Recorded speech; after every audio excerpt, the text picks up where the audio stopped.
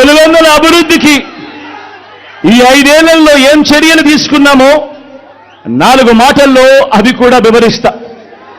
పులివెందుల ప్రజల చిరకాల కోరిక కనిపిస్తా ఉన్న మెడికల్ కాలేజ్.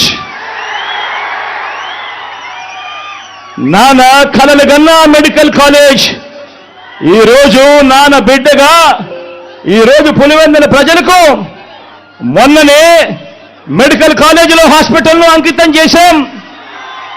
ఈ జూలై ఆగస్టులో మెడికల్ కాలేజీని కూడా అంకితం చేయబోతా ఉన్నామని కూడా ఈ సందర్భంగా చెప్పడానికి గర్వపోతా ఉన్నా. పులివెందుల మోడల్ టౌన్ ప్రాజెక్టులో భాగంగా పట్టణాన్ని ఎలా మార్చుకుంటూ వస్తా ఉన్నామో మీ అందరికీ కూడా కనిపిస్తానే ఉంది.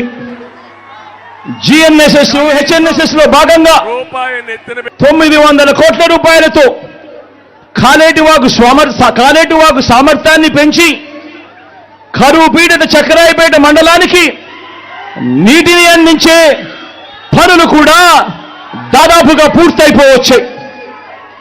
చిత్రావతి బ్యాలెన్సింగ్ రిజర్వాయర్లో గతంలో ఎప్పుడూ కూడా 3-4 టీఎంసీలకు మించి నీళ్లు ఎప్పుడూ కూడా స్టోర్ చేయలేని పరిస్థితిని మారుస్తూ మీ బిడ్డ అధికారంలోకి వచ్చిన తర్వాత 2020లో ఆ గ్రామాలకు సంబంధించిన R&R పరిహారం దాదాపుగా 250 కోట్ల రూపాయలు చెల్లించి 2020 నుంచి క్రమం తప్పకుండా చిత్రావతి బ్యాలెన్సింగ్ రిజర్వాయర్లో 10 టీఎంసీల నీటిని క్రమం తప్పకుండా ప్రతి ఏటా నింపుతూనే వస్తున్నాం.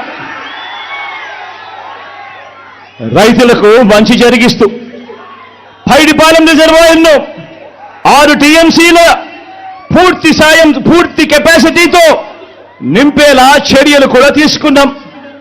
యురేనియం బాధిత గ్రామాలతో పాటు లింగాల, వేముల, వేంపల్లె మండలాలకు తాగునీరు, సాగునీరు ఇవ్వటానికి ఏకంగా 1000 కోట్ల రూపాయలతో ఎర్రబల్లి లిఫ్ట్ ఇరిగేషన్ స్కీము వేగంగా కూడా పనులు జరుగుతూ ఉన్నది మన కళ్ళ ఎదుటే కనిపిస్తా ఉంది.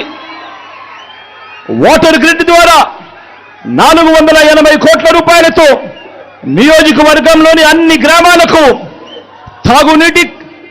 తాగునీటిని సప్లై చేసే కార్యక్రమం దాదాపుగా పూర్తయిపోయింది. పులివెందులలో స్కిల్ డెవలప్మెంట్ కాలేజ్ క్యాంపస్ను కట్టడం పూర్తి చేసి ఆ క్యాంపస్ను ప్రారంభించడం కూడా అయిపోయింది.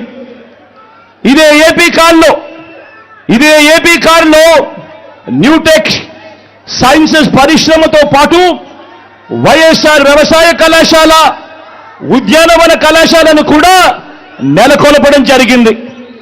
ఆదిత్య బిర్లా గార్మెంట్ పరిశ్రమ కూడా పులివెందులకు తీసుకురావడం జరిగింది.